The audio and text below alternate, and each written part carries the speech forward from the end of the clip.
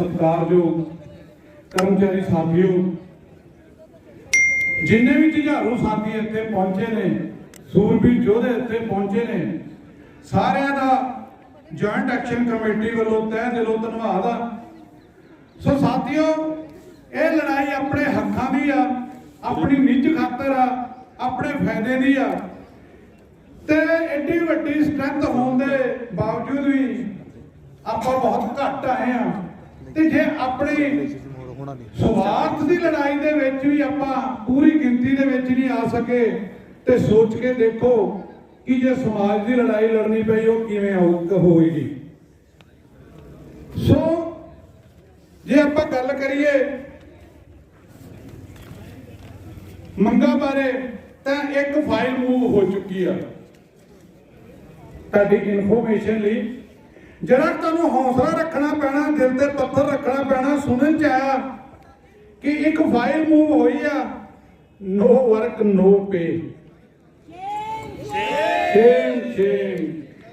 असीं लड़ रहे हैं हक्कां दी खातर, वो कहंदे असीं सारा कुछ देता। झूठी बयानबाजी कर करके चन्नी साहब सानू बेवकूफ बना रहे हैं। ते मैं शुरू तो कह रहा सी कि जो इलैक्शन नेड़े आई ते अपना जिहड़ा इन्हां ने एडवरटाइजमेंट के जरिए तुहाडे कोल वोटां खो के लै जाणियां, उन्हां दा मकसद यही आ। पर आपां हार नहीं मननी, जितना। मैनूं गाउणा तो नहीं आंदा, पर एक सिंगर ने बहुत वधिया लिखिया गाया, कहंदा अंबरां नूं हाथी लग सकदा, जुनून होना चाहिए, होवे जे मुसीबतां दी अग ठारदी, तत्ता खून होना चाहिए। हौसले बनावे जेड़े खंभ मित्रो, जित उन्हां दी हुंदी आ, जिगरे हुंदे जिन्हां दे बंब मित्रो। सो वो खून च गर्मी चाहिदी आ। आसमान नूं भी टाकियां लाइयां जा सकदियां, हाकम नूं इत्थे नीचे लिया के बिठाया जा सकदा। जे असीं उहनूं उत्थे पहुंचाया ते असीं उहनूं इत्थे लिया सकदे आ। इह हौसला रखना पैना तुहानूं, खून दे विच गर्मी रखनी पैनी तुहानूं। पर जे गर्मी रखनी है, खून गर्म करना, ते सिर्फ मंगा तक सीमित ना रहो साथियों। कलियां मंगा तक सीमित ना रहो। ये ना कहो कि साडी मंग नहीं मन्नी गई, असीं नहीं नाल चलदे। गल तुहाडी होएगी। कुछ साथियों ने 2-3 महीने पहले सवाल किया, साडी गल नहीं करते, तो उन्होंने मौका दे दिता गया तुसीं मीटिंग च चल जाओ। जे कोई होर साथी दे मन च होवे वो भी मीटिंग च जा सकदा। उन्होंने अंदर जाके देखा कि जो गल बाहर कहने वो अंदर कह के आने, ऐ नहीं कि अंदर कुछ होर आ ते बाहर कुछ होर आ। लड़ना पवे लड़ते भी हाँ, घूरना पवे घूरते भी हाँ, चाहे अफसर होवे ते चाहे सीएम होवे। इन्नी औकात रखती है लीडरशिप तुहाडी। सो इन्हां ते विश्वास जरूर करियो। नवे साथी पहले नहीं सी चलते चंगी तरह, पर हुण साडे सिर तो काफी भार जिहड़ा हल्का हो गया। इन्हां ने मोर्चा संभालिया। सो बहुत वधिया। ਜਿਹੜੇ साथी होर अज मैनूं कोई सवाल कर रहे थे, उन्होंने भी बेनती है वो भी इस टीम के विच शामिल होण। सानूं बहुत वड्डी टीम की लोड़ आ। वो आप आके जे चाहते गल करनी है, आप आके गल रख के देख लैण, उन्होंने भी नाले पता लग जाएगा कि किवें अंदर गलबात हुंदी है। इहो जी कोई गल नहीं। सो साथियों, मंगां दे नाल नाल सरकार नूं झुकाउणा किवें है, सरकार की ताकत की है, ਉਹਦੇ ਉੱਤੇ ਜੇ ਤੁਸੀਂ ਸੱਟ ਨਹੀਂ ਨਾ ਮਾਰੀ ਤੇ ਉਹਨੇ ਝੁਕਣਾ ਨਹੀਂ ਗਾ। ਆ ਇੱਕ ਕਿਤਾਬ ਆ, ਦੂਜਾ ਪਾਸਾ ਡਾਕਟਰ ਦਲਜੀਤ ਸਿੰਘ ਹੋਇਆ, ਆਈ ਸਰਜਨ ਅੰਮ੍ਰਿਤਸਰ ਤੋਂ, ਸੁਣਿਆ ਹੋਣਾ ਨਾਮ।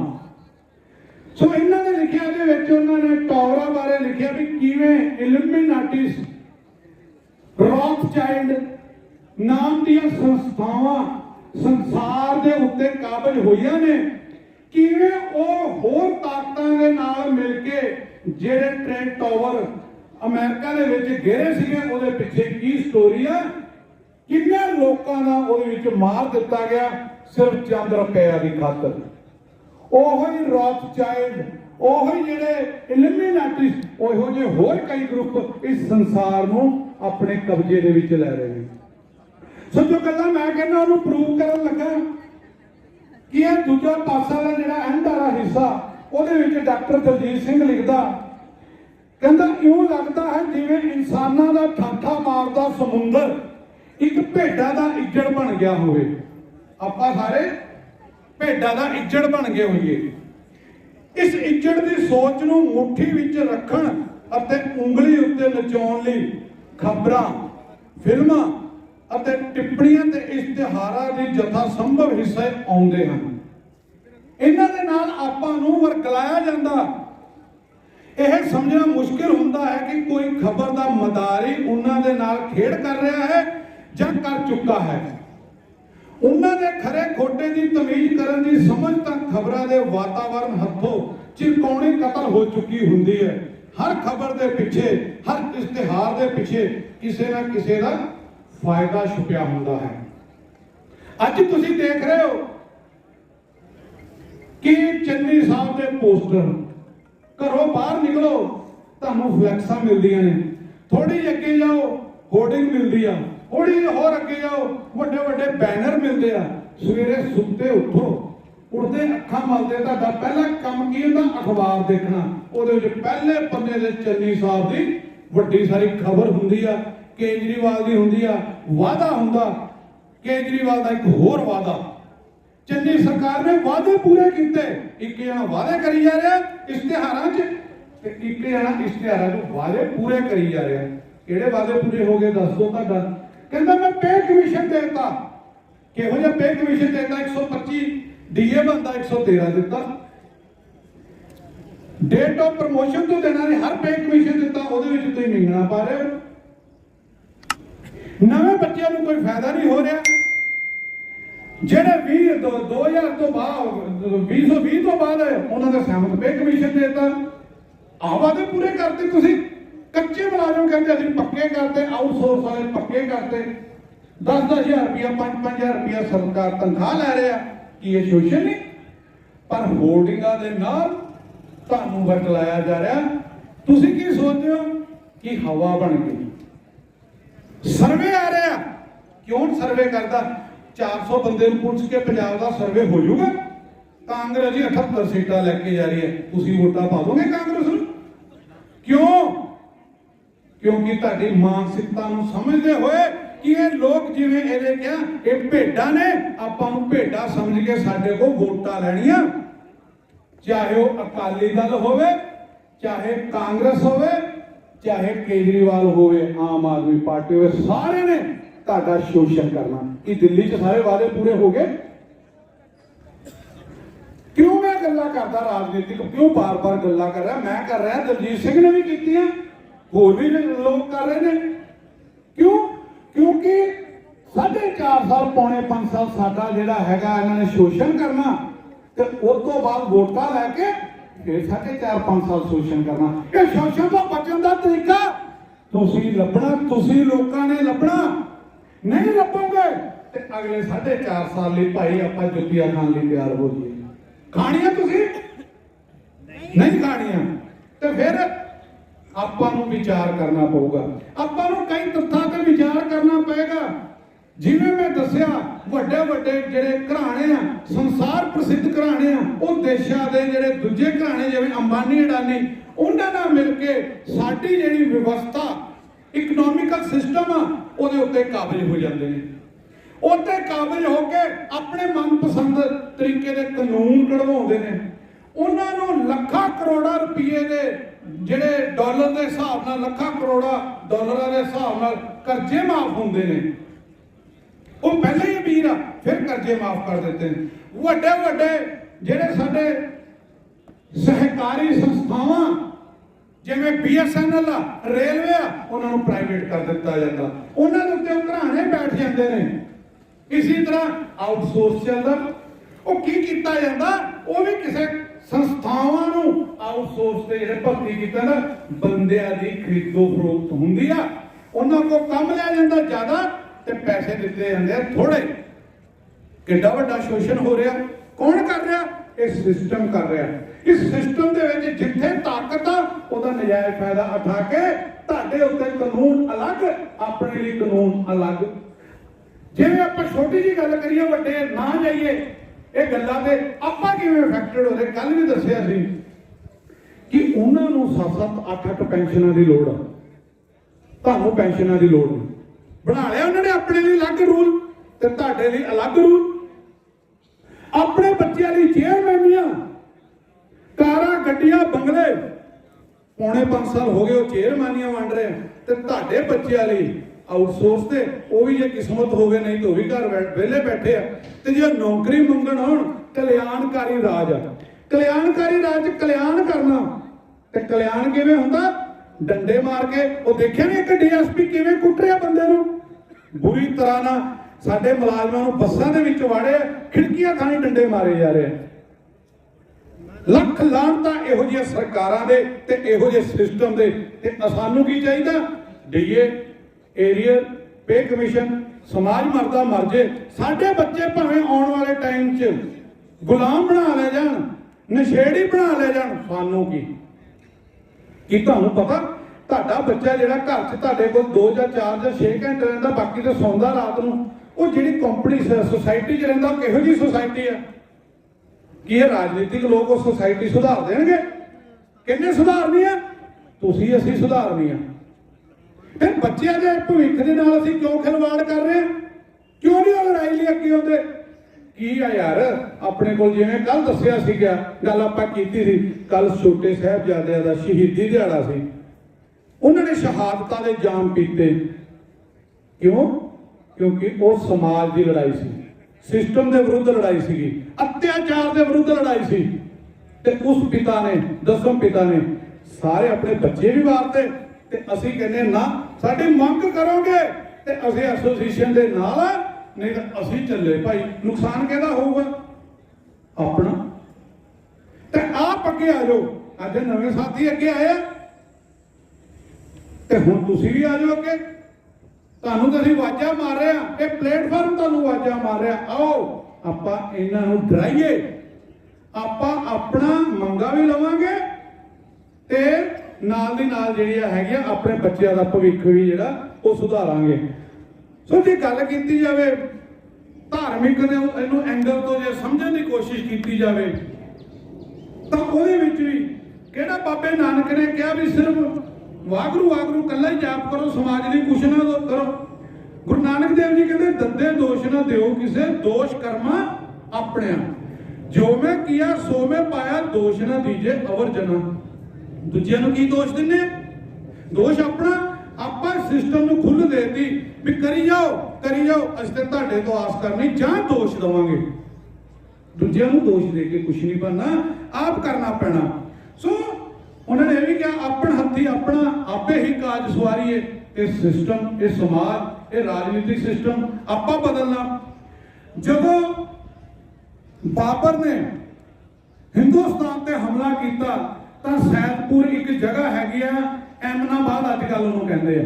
ਜਦੋਂ ਉੱਥੇ ਅਟੈਕ ਕੀਤਾ, ਲੱਖਾਂ ਲੋਕ, ਹਜ਼ਾਰਾਂ ਮਾਰ ਦਿੱਤੇ ਗਏ, ਕੈਦ ਕਰ ਲਏ ਗਏ।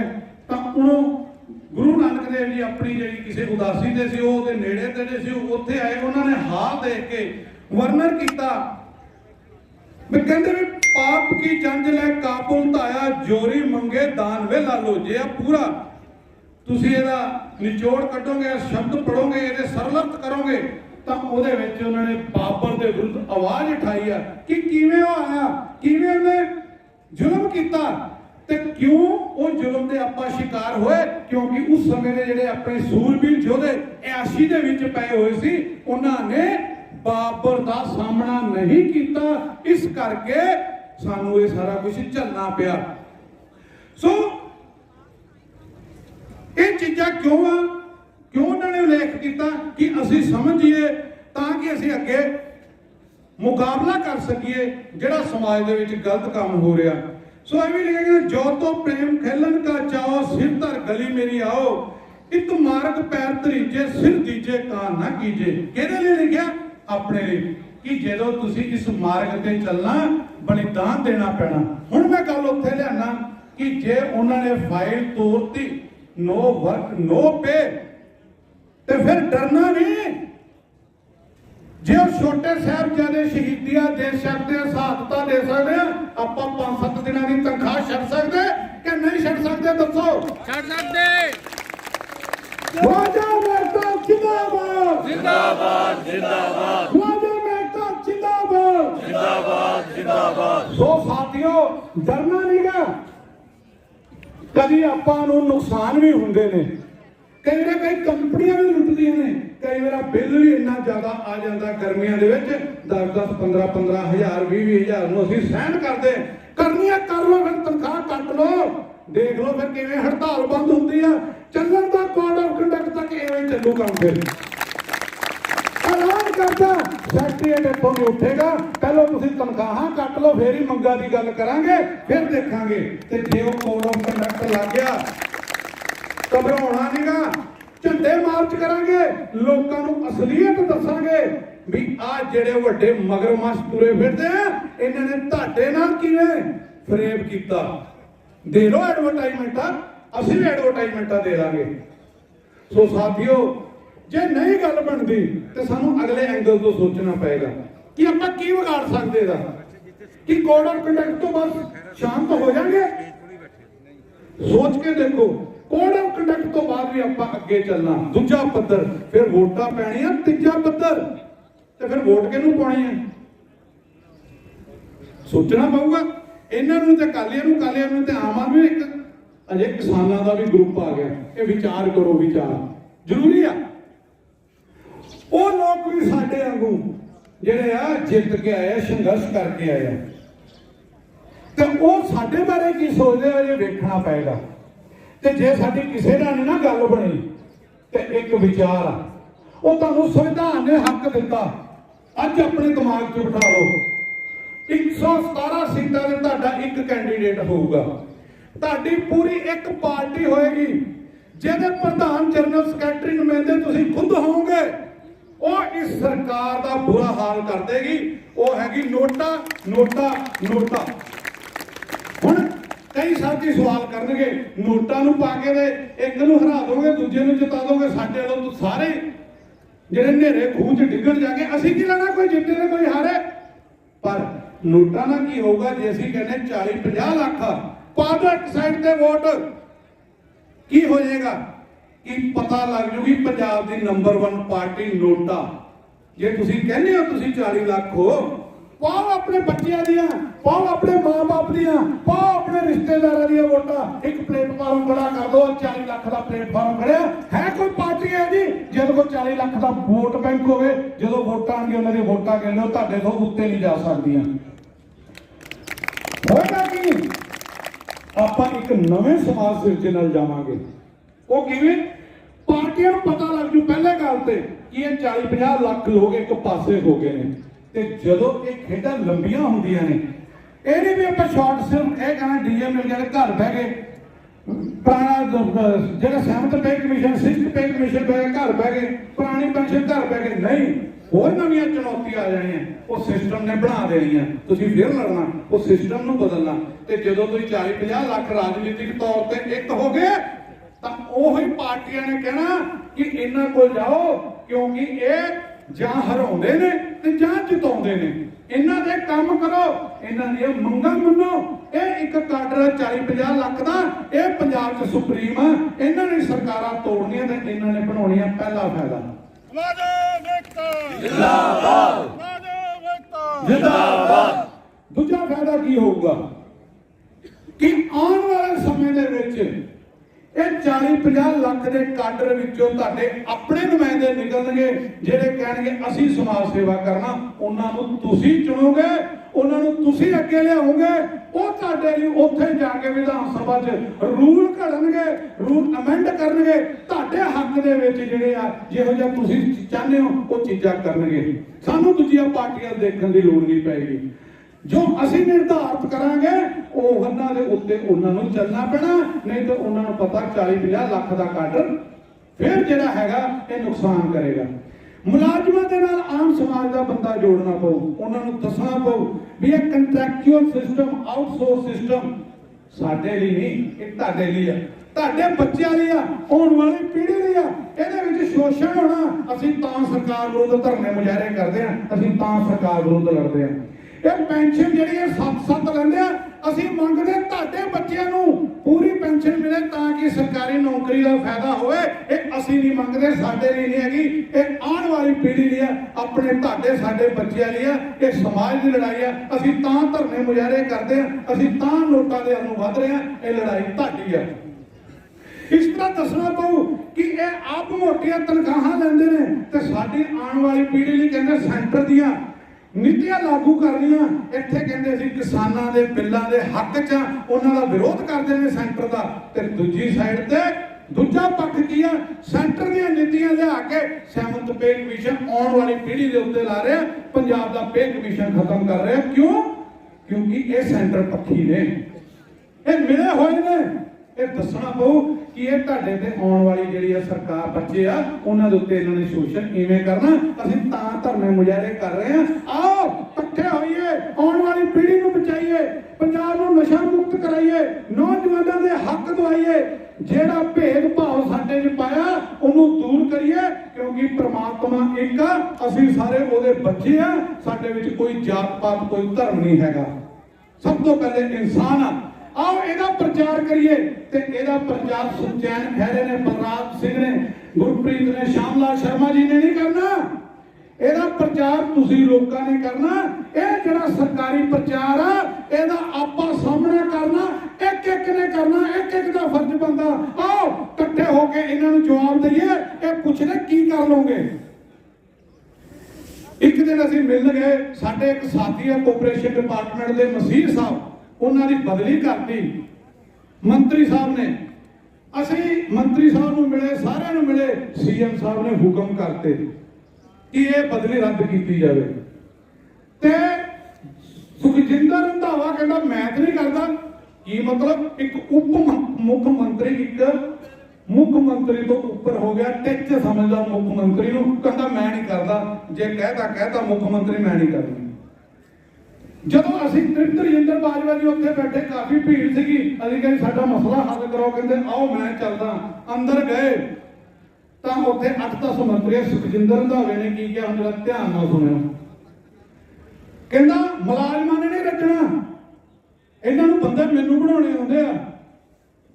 ਤ੍ਰਿਪਤ ਰਜਿੰਦਰ ਬਾਜਵਾ ਕਹਿੰਦਾ ਤੇਰੇ ਤੁਹਾਡੇ ਸਾਰਿਆਂ ਦੇ ਡਿਪਾਰਟਮੈਂਟਾਂ 'ਚ ਧਰਨੇ ਹੁੰਦੇ, ਮੇਰੇ ਡਿਪਾਰਟਮੈਂਟ 'ਚ ਕੋਈ ਧਰਨਾ ਕਰਕੇ ਦੇਖੇ, ਮੈਂ ਸਿੱਧਾ ਕਰ ਲੂੰ। ਮੈਂ ਨਹੀਂ ਕਰਦਾ ਇਹਦੀ ਬਦਲੀ ਕੈਂਸਲ। ਇਹਨਾਂ ਦੀਆਂ ਵੋਟਾਂ ਨਹੀਂ ਸਾਨੂੰ ਚਾਹੀਦੀਆਂ, ਨਹੀਂ ਤਾਂ ਨਾ ਸਹੀ ਲੈ ਜਾਓ ਆਪਣੀਆਂ 3 ਲੱਖ ਵੋਟਾਂ।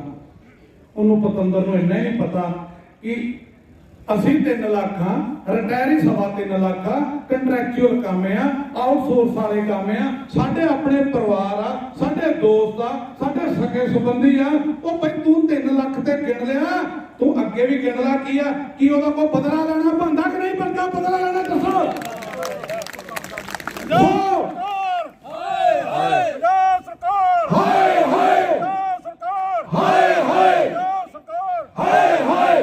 ਸੋ ਤਿਆਰ ਹੋ ਜਾਓ। ਮੈਂ ਤੁਹਾਨੂੰ ਤਿਆਰ ਕਰ ਰਿਹਾ ਅਗਲੇ ਪੱਧਰ ਦੀ ਲੜਾਈ ਲਈ। ਇਹ ਪੱਧਰ ਦੀ ਲੜਾਈ ਚੱਲਦੀ ਰਹਿਣੀ ਆ, ਹੜਤਾਲ ਵੀ ਚੱਲਦੀ ਰਹਿਣੀ ਆ। ਇਸ ਤੋਂ ਬਾਅਦ ਰੈਲੀ ਕਰਨੀ ਆ। ਉਹਨਾਂ ਨੂੰ ਦੱਸਣਾ ਸਾਡਾ ਵੋਟ ਬੈਂਕ ਕੀ ਆ, ਸਾਡਾ ਵੋਟ ਬੈਂਕ ਕੀ ਆ। ਆ ਜਾ, ਤੇਰਾ ਅਜੇ ਤਾਈਂ ਮੁਕਾਬਲਾ ਅਕਾਲੀ ਦਲ, ਬਸਪਾ ਤੇ ਆਮ ਆਦਮੀ ਪਾਰਟੀ ਨਾਲ ਹੋਇਆ ਹੋਊਗਾ। ਹੁਣ ਇੱਕ ਨਵੀਂ ਪਾਰਟੀ ਨਾਲ ਜਿਹੜੀ ਬਿਨਾਂ ਪੋਲਿਟਿਕਸ ਤੋਂ ਹੋਊਗੀ, ਉਹਦੇ ਨਾਲ ਤੁਹਾਡਾ ਮੁਕਾਬਲਾ ਹੋਣਾ। ਤੁਹਾਨੂੰ ਨਾ ਤੇ ਮਿੱਟੀ ਚਟਾਤੀ ਤੇ ਫਿਰ ਕਹਿ ਦਿਓ। ਸੋ ਜਿਹੜਾ ਮੈਂ ਪਹਿਲੇ ਕਿਹਾ ਸੀਗਾ ਵੀ ਸੋਚਾਂ ਗਰਮ ਚਾਹੀਦੀਆਂ ਜੇ ਮੰਜ਼ਿਲ ਤੇ ਤਖਤੀ ਲਾਉਣੀ। ਆਪਣੀਆਂ ਸੋਚਾਂ ਬਦਲ ਲਓ, ਆਪਣੇ ਜਜ਼ਬੇ ਕਾਇਮ ਕਰ ਲਓ। ਇਹ ਲੜਾਈ ਹੁਣ ਕਾਂਗਰਸ ਨਾਲ ਆਰ ਪਾਰ ਦੀ ਹੋਊਗੀ। ਫਾਈਲ ਤੇ ਤੁਸੀਂ ਮੂਵ ਕਰਦੀ, ਨੋ ਵਰਕ ਨੋ ਪੇ, ਤੇ ਹੁਣ ਕਰਕੇ ਹੀ ਦੇਖ ਲਓ। ਚੈਲੰਜ ਕਰਦੇ ਹੁਣ ਨੋ ਵਰਕ ਨੋ ਪੇ ਦੀ ਚਿੱਠੀ ਕੱਢਿਓ। ਦੇਖੋ ਹੁਣ ਪੰਜਾਬ ਕਿਵੇਂ ਖੜਦਾ। ਇਹ ਪੰਜਾਬ ਖੜੂਗਾ ਤੇਰੇ ਵਿਰੁੱਧ। ਔਰ ਕੱਲ ਜੇ ਚੰਡੀਗੜ੍ਹ ਦੇ ਵਿੱਚ ਆਮ ਆਦਮੀ ਪਾਰਟੀ ਨੇ ਇਹਨਾਂ ਨੂੰ ਧੂਲ ਚਟਾਈ ਆ। ਹੁਣ ਅੱਗੇ ਦੇ ਪੰਜਾਬ 'ਚ ਕੀ ਹੁੰਦਾ। ਜ਼ਮਾਨਤਾਂ ਤੱਕ ਨਾ ਜ਼ਬਤ ਕਰਾਤੀ ਆਪਾਂ। ਇਹ ਮਨ ਦੇ ਵਿੱਚ ਰੱਖੋ, ਇਹ ਮਨ ਦੇ ਵਿੱਚ ਰੱਖੋ। ਢਾਲੋ ਜਿਹੜੇ ਜੁਰਮ ਢਾਉਣੇ ਆ ਤੁਸੀਂ। ਜੁਰਮ ਇੱਕ ਸਮਾਂ ਹੁੰਦਾ ਜਦੋਂ ਪਾਣੀ ਸਿਰ ਤੋਂ ਲੰਘ ਜਾਏ ਤਾਂ ਫਿਰ ਉੱਠਣਾ ਹੀ ਪੈਂਦਾ, ਬਾਹਾਂ ਤਾਂ ਚੁੱਕਣੀਆਂ ਹੀ ਪੈਂਦੀਆਂ। ਸੋ ਇਹ ਕਹਿੰਦੇ ਕੀ ਕਰ ਲੈਣਗੇ, ਕੋੜਾ ਕੰਡਕਟ ਲੱਗ ਗਿਆ ਬਸ। ਇਹ ਟਾਈਮ ਕੱਢ ਰਹੇ ਕੋਡ ਆਫ ਕੰਡਕਟ ਤੋਂ। ਇਹ ਸਾਰਾ ਜੋ ਤੁਹਾਨੂੰ ਦੱਸਿਆ ਇਹ ਇਹਨਾਂ ਨੂੰ ਦੱਸਣ ਲਈ ਦੱਸਿਆ ਕਿ ਇੰਟੈਲੀਜੈਂਸ ਦੇ ਥਰੂ ਹੀ ਚਲੇ ਜੇ।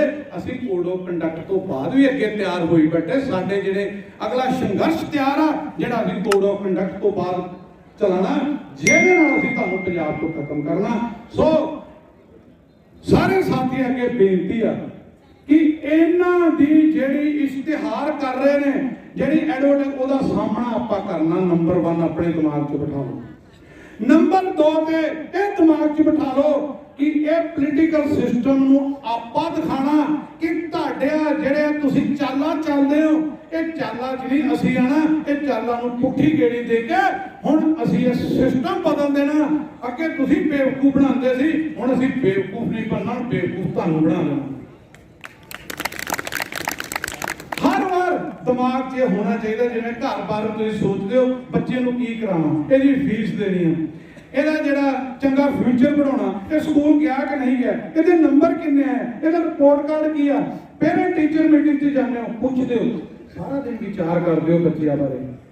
ਇਹ ਵੀ ਵਿਚਾਰ ਕਰੋ ਕਿ ਇੰਨਾ ਕੁਝ ਕਰਨ ਤੋਂ ਬਾਅਦ ਉਹਨਾਂ ਦੇ ਭਵਿੱਖ ਲਈ ਤੁਸੀਂ ਕੀ ਕਰ ਰਹੇ ਹੋ? ਲੜ ਰਹੇ ਹੋ ਕਿ ਸਪੋਇਲ ਕਰ ਰਹੇ ਹੋ? ਕੀ ਤੁਸੀਂ ਇਹੀ ਸੋਚਦੇ ਹੋ ਬੇਕਾਰ ਕਰ ਦੇਣਾ, ਉਹਨਾਂ ਨੂੰ ਬਾਹਰ ਭੇਜ ਦੇਣਾ, ਕਿ ਉੱਥੇ ਜਾ ਕੇ ਮਜ਼ਦੂਰੀਆਂ ਕਰਨਗੇ? ਸ਼ਹਿਨਸ਼ਾਹ ਦੀ ਜ਼ਿੰਦਗੀ ਜੀਂਦੇ ਜੀਂਦੇ ਹੁਣ ਉਹ ਬਾਹਰ ਜਾ ਕੇ ਮਜ਼ਦੂਰੀਆਂ ਕਰਨਗੇ, ਇਹੀ ਸੋਚ ਕੇ ਬੈਠੇ। ਤੇ ਜੇ ਇਹ ਵਿਚਾਰ ਆ ਗਿਆ ਕਿ ਉਹਨਾਂ ਦਾ ਭਵਿੱਖ ਬਦਲਣਾ, ਤਾਂ ਫਿਰ ਲੜਨਾ ਪਊਗਾ ਭਾਈ, ਲੜਨਾ ਪਊਗਾ ਜਿਹੜਾ ਸਾਨੂੰ ਵਿਰਸੇ 'ਚ ਮਿਲਿਆ। ਨਿੱਕੀਆਂ ਨਿੱਕੀਆਂ ਗੱਲਾਂ ਨੂੰ ਛੱਡਣਾ ਪਊਗਾ। ਇਹ ਚੱਲਦੀਆਂ ਰਹਿਣਗੀਆਂ, ਇਹ ਪੈਰਲਲ ਚੱਲਦੀਆਂ ਰਹਿਣਗੀਆਂ। ਅਗਲੀ ਲੜਾਈ ਲਈ ਆਪ ਤਿਆਰ ਹੋ, ਆਪ ਤਿਆਰ ਹੋ। ਸੋਚੋ, ਬਾਰ-ਬਾਰ ਸੋਚੋ। ਉਹ ਛੋਟੇ ਸਾਹਿਬਜ਼ਾਦਿਆਂ ਦੀ ਸ਼ਹਾਦਤ ਨੂੰ ਸੋਚੋ, ਉਹ ਵੱਡੇ ਸਾਹਿਬਜ਼ਾਦੇ ਜਿਹੜੇ ਜੰਗ ਦੇ ਮੈਦਾਨ ਸ਼ਹੀਦ ਹੋਏ ਉਹਨਾਂ ਬਾਰੇ ਸੋਚੋ। ਉਸ ਪਿਓ ਸਰਬੰਸ ਧੰਨੀ ਗੁਰੂ ਗੋਬਿੰਦ ਸਿੰਘ ਬਾਰੇ ਸੋਚੋ ਜਿਹਨੇ ਪਰਿਵਾਰ ਵਾਰਤਾ। ਉਹ ਮਹਾਭਾਰਤ ਦੀ ਲੜਾਈ ਬਾਰੇ ਸੋਚੋ, ਉਹ ਅਰਜੁਨ ਬਾਰੇ ਸੋਚੋ, ਉਹ ਗੀਤਾ ਦਾ ਸੰਦੇਸ਼ ਸੋਚੋ ਕਿ कर्म करो फल की इच्छा मत करो। ठीक है, कर्म ते करो, कोशिश ते करो, देखते कि की होता। ते जे यही सोचने लगे भी ये सिस्टम नहीं बदलना, तो फिर ते बदलना ही नहीं। जे सोचेंगे कि बदलूगा, अज नहीं बदलू, कल बदलू, असि नहीं बदलांगे, जेड़ी लाज जेड़ी एक लाग ला के चल जाएंगे, वो बच्चे अगे संभाल लेंगे।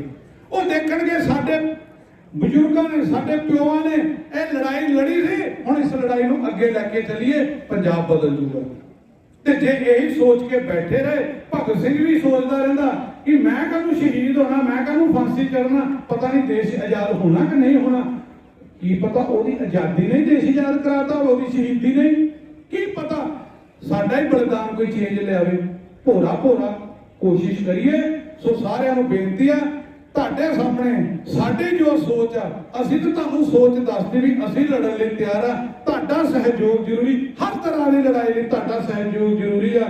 ਨਾਲ ਆਓ, ਅੱਗੇ ਚਲੋ, ਸਹਿਯੋਗੀ ਬਣੋ। ਇਹ ਕਾਫਲਾ ਬਹੁਤ ਵੱਡਾ ਬਣ ਜੂ। ਮੈਂ ਕਹਿੰਦਾ ਮੇਰੇ ਨਾਲ 10 ਬੰਦੇ ਖੜ ਜਾਓ, ਮੈਂ 11 ਬੰਦੇ ਪੰਜਾਬ ਹਿਲਾ ਦਾਂਗੇ। ਤੇ ਜੇ ਤੁਸੀਂ ਸਾਰੇ ਨਾਲ ਆ ਗਏ ਤੇ ਹਿੰਦੁਸਤਾਨ ਹੀ ਬਦਲ ਦਾਂਗੇ ਆਪਾਂ। ਹਿੰਦੁਸਤਾਨ ਹੀ ਬਦਲ, ਕੋਈ ਵੱਡੀ ਗੱਲ ਨਹੀਂ ਹੈਗੀ। ਸੂਰਮੇ ਖੁਸ਼ਕੀ ਹੁੰਦੇ ਨੇ ਤੇ ਲੋਕ ਲਹਿਰ ਉਪਜ ਜਾਂਦੀ ਆ। ਤੇ ਹੁਣ ਆਪਾਂ ਉਹ ਲੋਕ ਲਹਿਰ ਪੈਦਾ ਕਰਨੀ। ਕੱਲ ਵੀ ਕਿਹਾ ਸੀ, ਸਾਡੇ ਤੇ ਬਲੇਮ ਲੱਗਦੇ ਨੇ ਕਿ ਮੁਲਾਜ਼ਮ ਕਰਪਟ ਨੇ, ਪਰ ਕੁਝ ਪਰਸੈਂਟ ਹੈਗੇ ਆ। ਉਹਨਾਂ ਸਾਥੀਆਂ ਨੂੰ ਵੀ ਬੇਨਤੀ ਆ ਕਿ ਉਹ ਕੰਮ ਛੱਡ ਦੇਣ। ਵੀਰੋ ਛੱਡ ਦੋ, ਇਹਦੇ ਨਾਲ ਘਰ ਨਹੀਂ ਭਰਨੇ, ਇਹਨਾਂ ਨਾਲ ਬੱਚੇ ਦਾ ਭਵਿੱਖ ਨਹੀਂ ਬਣਨਾ। ਥੋੜੇ ਜਿਹੇ ਚੰਦ ਟੁਕੜਿਆਂ ਪਿੱਛੇ ਕਿਉਂ ਆਪਾਂ ਆਪਣੇ ਮੁਲਾਜ਼ਮ ਸਾਥੀਆਂ ਨੂੰ ਬਦਨਾਮ ਕਰਦੇ ਆ? 80-90% ਆਪਾਂ ਸਾਰੇ ਠੀਕ ਆ। ਸੋ ਸਮਾਜ ਦੇ ਵਿੱਚ ਆਪਾਂ ਚਾਨਣ ਮੁਨਾਰੇ ਬਣ ਕੇ ਚੱਲੀਏ, ਕਿਸਾਨਾਂ ਵਾਂਗੂ ਇਕੱਠ ਕਰੀਏ, ਆਉਣ ਵਾਲੀ ਲੜਾਈ ਲੜੀਏ। ਪਰ 1-2 ਦਿਨ ਦੀ ਲੜਾਈ ਨਹੀਂ, ਇਹ ਲੰਬੀ ਲੜਾਈ ਆ। ਇਹ ਲੰਬੀ ਲੜਾਈ ਚੱਲਣੀ ਆ। 10 ਨੋਹਾਂ ਦੀ ਕਿਰਤ ਦੇ ਵਿੱਚੋਂ ਵੀ ਦਸਵੰਧ ਕੱਢੀਏ। ਹੁਣ ਆਪਾਂ ਕੱਢਦੇ ਆ, ਸਾਨੂੰ ਕਦੀ ਵੀ ਤੁਹਾਡੇ ਵੱਲੋਂ ਵਿੱਤੀ ਕਿਸੇ ਵੀ ਤਰ੍ਹਾਂ ਦੀ ਕਮਜ਼ੋਰੀ ਦਾ ਸਾਹਮਣਾ ਨਹੀਂ ਕਰਨਾ ਪਿਆ। ਵਿੱਤ ਪੂਰਾ ਜਦੋਂ ਪੈਸੇ ਮੰਗਦੇ ਤੁਸੀਂ ਦਿੰਦੇ ਆ, ਧੰਨਵਾਦ ਆ। ਸਹਿਯੋਗ ਵੀ ਦੇ ਰਹੇ ਹੋ, ਪਰ ਆਸ ਕਰਦਾ ਆਉਣ ਵਾਲੇ ਸਮੇਂ ਦੇ ਵਿੱਚ ਜਿਹੜੀ ਅਗਲੇ ਪੱਧਰ ਦੀ ਲੜਾਈ ਆ, ਜਿਹਦੀ ਹੁਣ ਆਪਣੀ ਤਿਆਰੀ ਕਰ ਰਹੇ, ਉਹਦੇ ਵਿੱਚ ਵੀ ਇਸ ਤੋਂ ਕਈ ਗੁਣਾ ਵੱਧ ਸਹਿਯੋਗ ਦੋਗੇ ਤਾਂ ਆਪਾਂ ਆਪਣੇ ਹੱਕ ਵੀ ਬਚਾਵਾਂਗੇ, ਬੱਚਿਆਂ ਦਾ ਭਵਿੱਖ ਵੀ ਬਚਾਵਾਂਗੇ, ਪੰਜਾਬ ਵੀ ਬਦਲਾਂਗੇ, ਸਿਸਟਮ ਵੀ ਬਦਲਾਂਗੇ। ਸੋ ਤਗੜੇ ਹੋ, ਜਜ਼ਬਾ ਰੱਖੋ। ਤੇ ਆਪਾਂ ਅੰਬਰਾਂ ਨੂੰ ਹੱਥ ਫੇਰੋ ਕੇ ਨਾਲ ਲਗਾ ਸਕਦੇ। ਜਨੂਨ ਹੋਣਾ ਚਾਹੀਦਾ, ਹੋਵੇ ਜੇ ਮੁਸੀਬਤਾਂ ਦੀ ਅੱਗ ਠਾਰਦੀ, ਤੱਤਾ ਖੂਨ ਹੋਣਾ ਚਾਹੀਦਾ। ਹੌਸਲੇ ਬਣਾਏ ਜਿਹੜੇ ਖੰਭ ਮਿੱਤਰੋ, ਜਿੱਤ ਉਹਨਾਂ ਦੀ ਹੁੰਦੀ ਹੈ। ਜਿਗਰੇ ਹੁੰਦੇ ਨੇ ਜਿਨ੍ਹਾਂ ਦੇ ਬੰਬ ਮਿੱਤਰੋ, ਜਿੱਤ ਉਹਨਾਂ ਦੀ ਹੁੰਦੀ ਹੈ। ਬੰਦਾ ਜਿੱਤ ਦਾ ਲਾਜ਼ਮ ਹੈ, ਭਾਵੇਂ ਪੀੜ ਹੰਡਾਉਣੀ। ਸੋਚ ਗਰਮ ਹੋਣੀਆਂ ਚਾਹੀਦੀਆਂ ਜੇ ਮੰਜ਼ਿਲਾਂ ਤੇ ਤਖਤੀ ਲਾਉਣੀ। ਸੋ ਮੰਜ਼ਿਲਾਂ ਤੇ ਆਪਾਂ ਤਖਤੀ ਲਾਉਣੀ ਆ, ਉੱਥੇ ਆਪਾਂ ਨਾਮ ਰੋਸ਼ਨ ਹੋਣਾ ਤੇ ਆਪਾਂ ਪੰਜਾਬ ਬਦਲਣਾ, ਹੱਕ ਲੈਣੇ। ਬਹੁਤ ਬਹੁਤ ਧੰਨਵਾਦ, ਬਹੁਤ ਬਹੁਤ ਸ਼ੁਕਰੀਆ।